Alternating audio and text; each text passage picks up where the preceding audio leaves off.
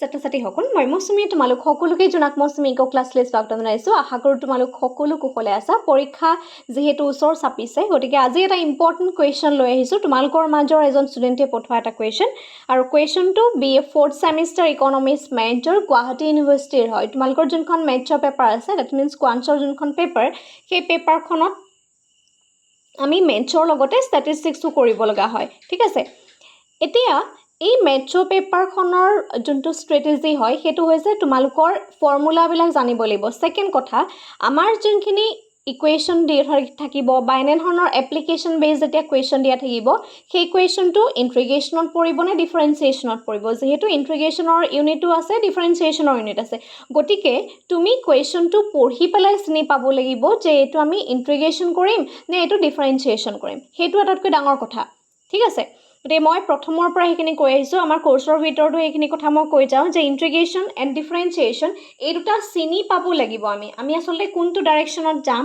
সেইটো আমি যাব লাগিব কাৰণ কুৱেশ্যনটো তোমাক মেনশ্যন কৰি দিয়া নাথাকে যে তুমি এইটো ইন্টিগ্ৰেশ্যন কৰা নে এইটো তুমি ডিফাৰেন্সিয়েশ্যন কৰা আৰু পৰীক্ষা এক্সামতো এইটো লিখি দিয়া নাথাকে এক্সামত কুৱেশ্যন এনেধৰণেই আহিব ঠিক আছে আৰু ইয়াৰ আগৰবাৰ যোনটো চেমিষ্টাৰ হৈ গ'ল প্ৰিভিয়াছ গতিকে যিখিনি মেথছ তোমালোকক কৰোৱা হৈছিলে 100% কুৱেশ্যন এই কোৰ্চৰ ভিতৰৰ পৰাই আহিছে গতিকে এইটো নকওঁ যে এইখিনি এটা সংখ্যাই আহিব সেইটো পচিবলেই নহয় কোনো কাৰণত এতিয়া ধৰা ইয়াত যোনটো মই ইকুৱেশ্যন দিছোঁ পৰীক্ষাত যে ইকুৱেশ্যনটো আহিব কোনো নাজানে হয় নাই বা তোমালোকৰ কলেজত যিখিনি কৰাব সেইটো যে আহিব কোনো কথা নাই কাৰণ কুৱেশ্যন পেপাৰ বেলেগে ছেট কৰিব হয়নে নহয় আমি জাষ্ট তোমালোকক টাইপছবিলাক শিকাওঁ যিমান পাৰি ইজি ৱেত তোমালোকক মেথছটো শিকাবলৈ চেষ্টা কৰি আছোঁ ঠিক আছে এতিয়া চোৱা ইয়াত এটা কুৱেশ্যন দিয়া হৈছে গিভেন দ্য মাৰ্জিনেল কষ্ট ফাংচন আমাক এটা মাৰ্জিনেল কষ্ট ফাংচন দিয়া হৈছে আৰু যোনটো মাৰ্জিনেল কষ্ট ফাংচনটো হৈছে MC ড্যাশ কিউ মানে যেটো কিউৰ ভ্যালু দ্যাট মিন্স কিউ যোনটো ফাংচন সেই ফাংচনটো হৈছে 3q² - 4q + 6 and the total fixed cost is RS8 total fixed cost to 8 দিয়া হৈছে can we claim that the average cost is minimum when q = 2 যেতিয়া q value 2 হ'ব লগতে total fixed cost is 8 আমাৰ কি হ'ব যেটো আমাৰ total fixed cost আছে সেইটো দি থোৱা হৈছে ঠিক আছে এতিয়া চোৱা কুৱেশ্যনটোত তোমাক কি দিয়া হৈছে মাৰ্জিনেল ফাংচনটো দিছে বুজি পালানে যে কুৱেশ্যনটোত তোমাক কি দিছে মাৰ্জিনেল ফাংচন দিছে and the total fixed cost আৰু তাৰ তোমাৰ total fixed cost ও দিছে ঠিক আছে and claim that the average cost is minimum when q = 2 that means এই ফাংচনটো যেতিয়া আমাক এটা মাৰ্জিনেল ফাংচন দিয়া থাকিব সেই মাৰ্জিনেল ফাংচনটো যদি আমি টোটাল ফাংচনলৈ কনভাৰ্ট কৰিব লাগে তেতিয়া আমি ডিফাৰেন্সিয়েশ্যন নহয় তেতিয়া আমি ইন্টিগ্ৰেশ্যনৰ সহায় ল'ব লাগিব বুজি পালানে গতিকে এক্সামত কুৱেশ্যনটো ভালদৰে পঢ়াটো ইম্পৰ্টেণ্ট কোনটো ফৰ্মুলাত পৰিব বা কোনটো মেথডত পৰিব সেই কথাটো জনাটো বেছি ইম্পৰ্টেণ্ট বহুত ছাত্ৰ-ছাত্ৰীৰ কি হয় ইন্টিগ্ৰেশ্যন ডিফাৰেন্সিয়েশ্যনৰ এই সৰু সুৰা মানে ডাউটছবিলাক যদি থাকি যায় তেতিয়াহ'লে পৰীক্ষাত কুৱেশ্যনটো ভুল কৰি থৈ আহে ঠিক আছে গতিকে সেইখিনি সৰু কথা সাৱধান হ'বা এতিয়াও তোমালোকৰ সময় আছে এই সৰু সুৰা ভুলবিলাক শুদ্ধ কৰিবৰ কাৰণে এতিয়া চোৱা আমি এটা সলিউশ্যনটো লওঁ এতিয়া আমাক এটা ফাংচন দিয়া হৈছিলে হয়নে কোনটো ফাংচন আমাক এটা মাৰ্জিনেল যোনটো ফাংচন সেই মাৰ্জিনেল ফাংচনটো দিয়া হৈছে MC এটা ফাংচনটো দিয়া হৈছে C dash q = 3q² - 4q + 6 এই ফাংচনটো আমাক দিয়া হৈছে ঠিক আছে ইয়াৰ পৰা আমি কি কৰিব লাগিব টোটাল ফাংচনটো উলিয়াব লাগিব মই TC বুলি লিখি লৈছো দেই that TC that means total cost is given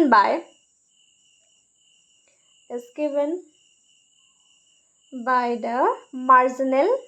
by integration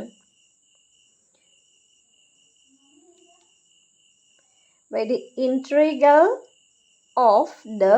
MC function হয়নে আমি MC ফাংচনটোৰ পৰাই TC ফাংচনটো পাব পাৰিম বুজি পাইছানে আমাৰ যোনটো TC ফাংচন আছে সেই TC ফাংচনটো আমি ক'ব পাৰিম আমি MC ফাংচনৰ পৰা পাব পাৰিম ঠিক আছে MC ফাংচনৰ পৰা পাবলৈ হ'লে দ্যাট মিন্স আমি কি পাম TC ফাংচন পাম গতিকে আমাক কি ফাংচন দিয়া হৈছে এই যোনটো ফাংচন আছে সেই ফাংচনটো আমি কি কৰিব লাগিব ইন্টিগ্ৰেশ্যন কৰিব লাগিব লিখা ইন্টিগ্ৰেশ্যন কৰিব লাগিব 3q² - 4q + 6 হয়নে আৰু dq ঠিক আছে এতিয়া চোৱা এইখিনি যেতিয়া আমি ইন্টিগ্ৰেশ্যন কৰিম ইন্টিগ্ৰেশ্যন কৰিবলৈ হ'লে এতিয়া চোৱা ইন্টিগ্ৰেশ্যনত ইয়াত 3 আছে 3 টো কনষ্টেন্ট হৈ আহিব ঠিক আছে পাৰ্টকে মই নকৰোঁ শৰ্টকে কৰাইছোঁ যেহেতু ইন্টিগ্ৰেশনৰ ওপৰত বহুত ভিডিঅ' দিয়া হ'ল বহুতখিনি ভিডিঅ' দিয়া হ'ল বেসিক ৰুলৰ ইন্টিগ্ৰেশন ডিফাৰেন্সিয়েশনৰ বহুতখিনি ভিডিঅ' দিয়া হ'ল কিন্তু তোমালোকে চাই ল'বা ঠিক আছে এই 3 আছে এতিয়া চোৱা নেক্সট আমাৰ কি হয় ইন্টিগ্ৰেশন কৰিবলৈ এটো যদি আমাৰ এজ এ কোফেক্টৰ হিচাপে আছে হয় নে এটা ফাংশন আমাক যিমা xn আছে এতিয়া আমি কি কৰিম এই যোনটো n আছে দেখিছানে n+1 লিখিম তাৰ পিছতে xn+1 এটো আমাৰ ফৰ্মুলা বেসিক কথা হয় নে এটো আমাৰ বেসিক কথা গতিকে ইয়াত x ৰ ওপৰত পাৱাৰ কিমান আছে x ৰ ওপৰত পাৱাৰ আছে 2 হয় নে এতিয়া কি হ'ব এটো যদি n হয় n বুলি ভাবিলো 2+1 এখিনি কি হ'ব q আহিব 2+1 again 4 to লৈ যাম q ওপৰত পাৱাৰ কিমান আছে 1 আছে that means 1+1 again q 1+1 again 6 to হ'ব 6q আৰু এটা ফাংশন থাকিব হেতু হৈছে c টো is a fixed factor ঠিক আছে c টো কি হৈছে ফিক্স আৰু এই c টোকে কোৱা হয় এই যোনটো c দেখিছানে c is the total fixed cost ইয়াত যেহেতু আমি কষ্টৰ কথা আলোচনা কৰিছো গতিকে ইয়াত total fixed cost টো c হ'ব কোৱেশ্চনটো দি থোৱা হৈছিল total fixed cost is 8 হয় না এটা এখিনি সিম্পলিফাই কৰা এখিনি হ'ব 3 তলত হ'ব 3 কিউব হ'ব এই 3 টোৱে কেনসেল যাব 4 again q square again 2 এটো কাটিলো দুবাৰ গল plus 6q plus 8 যেহেতু TFC equal to 8 আমাক দিয়া হৈছিল হেকানে আমি c জায়গা ডাইৰেক্ট 8 পাতিলো 8 কিয় পাতিলো গম পালেনে যেহেতু তোমাক দি থোৱা হৈছিল যে total fixed cost is 8 গতিকে আমি ইয়া total fixed cost টো হেকানে বঢ়াই দিলো ঠিক আছে গতিকে এই কোৱেশ্চনটোত কি হ'ব এটো কেনেকৈ কাটিলে কিয় কাটিলো গম পোৱা নে যে আছে 3 কেনসেল যাব তাৰ পিছত ইয়াত 2 আছে 4 আছে দুবাৰ যাব that means এই ফাংশনটো হ'ব q minus 2 square plus 6q plus 8 এটো আমি ফাংশনটো পালো এতিয়া এটো আমাৰ টোটাল কষ্টৰ ফাংশন হে কোৱেশ্চনটোৱে কি বিচাৰিছে the average cost এতিয়া চোৱা আমাক যদি মাৰ্জিনাল কষ্ট ফাংশনটো দিয়া আছে গতিকে আমাক কৰিবলৈ কৈছে এভাৰেজ কষ্টৰ কথা ভালকে কথাখিনি শুনি লবা দেই আমাক দিয়া হৈছে মাৰ্জিনাল কষ্ট আৰু তাতে দিয়া হৈছিল টোটাল ফিক্সড কষ্টটো ঠিক আছে তাৰ মানে এটা আমি টোটাল কষ্টলৈ লৈ যাব লাগিব মাৰ্জিনাল কষ্টটো আৰু মাৰ্জিনাল কষ্টটো যদি মই টোটাল কষ্টলৈ লৈ যাম দ্যাট মিন্স মই তাক ইন্টিগ্ৰেশন কৰিব লাগিব ঠিক আছে তাৰ পিছত তাক আকৌ কৈছে এভাৰেজ কষ্ট ফাংশনটো মিনিমাম হয় when q equal to 2 এতিয়া তাৰ কাৰণে আমাক কি লাগিব এভাৰেজ কষ্ট লাগিব এভাৰেজ কষ্ট কেনেকৈ উলিয়াম tc divided by q এতিয়া চোৱা tc ফাংশনটো মানে কি আছে q cube minus 2q square plus 6q plus 8 divided by q it's okay next কাৰোবাৰ প্ৰবলেম হ'ব বুলি মই আৰু এটা স্টেপ কৰিছো q cube divided by q minus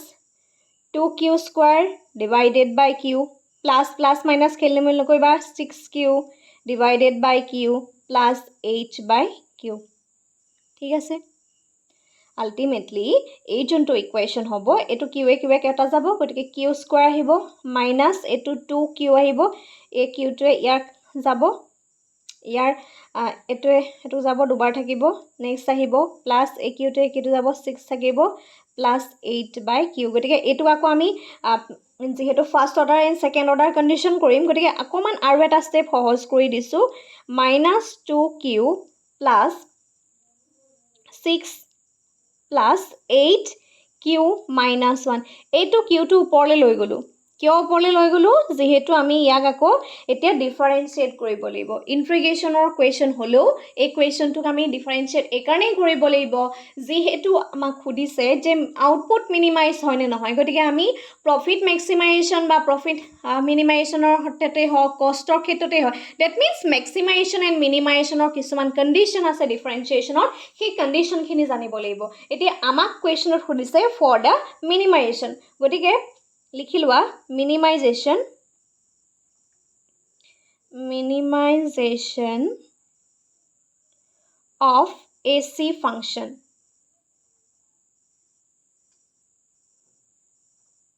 requires that আমাৰ এটো কি requires কৰিব d by AC divided by dq এই যোনটো ফাংশন equal to 0 হ'ব লাগিব and second condition to কি হ'ব d square ac divided by d q square এই ভ্যালুটো 0 তাৰ মানে ফাইনাল আমাৰ যোনটো ভ্যালুটো কিহত লাব লাগিব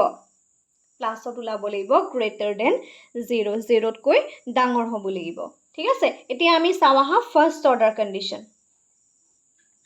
এটুলে চাও the first order condition যেতিয়া আমি এক ফাৰ্স্ট অৰ্ডাৰ কন্ডিশন কৰিম d by dq that means ac ফাংশনটো কথা কৈছে equal to 0 ঠিক আছে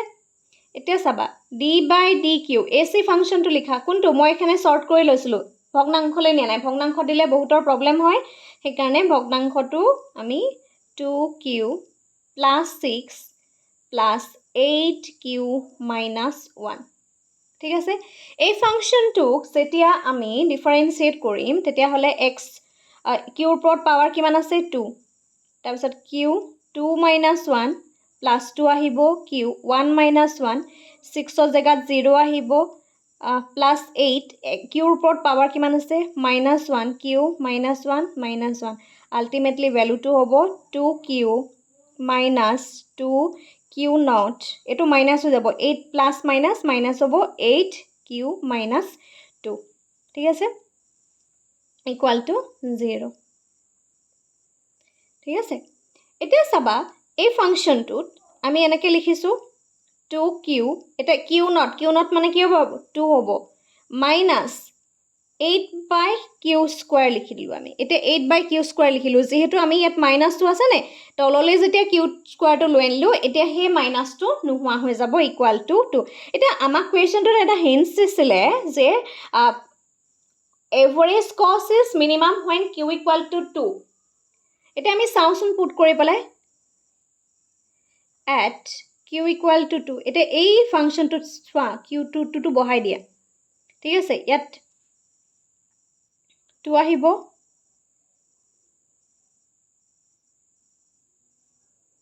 ঠিক আছে এটা কি কৰিছা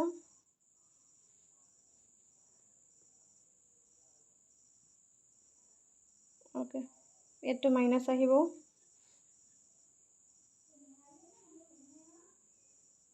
8 2 স্কয়ার মানে ইকুয়াল টু 0 এপিনে হ'ব 4 2 8/4 এটো এটো কাটা কেবাৰ যাব দুবাৰ যাব হয়নে ইকুয়াল টু 0 তাৰ মানে এখিনি কি হ'ব +4 ইয়াটো -2 আছে ইয়াটো -2 আছে তাৰ মানে -2 -2 এনে ধৰণে হৈছে গতে -2 কিমান হ'ব মই একটা লাইনতে কৰি দিছো দেই 4 - প্লাস ইনটু মাইনাস হ'ব 4 ইকুয়াল টু 0 তাৰ মানে at q equal to 0 এতে q equal to 2 the first order condition is satisfied first order condition to আমি satisfy কৰিব পাৰিলো কাৰণ 0 এ পাইছো আমি যেটো আমাৰ এই কন্ডিশনটোত কৈছিলে ঠিক আছে এতিয়া first order condition is satisfied এটাকে লিখি লোৱা when q equal to 2 the above first order condition is satisfied okay now the second order condition আমি এটা second order condition চাও second order condition a function condition to লৈছা d square ac divided by d q square d by dq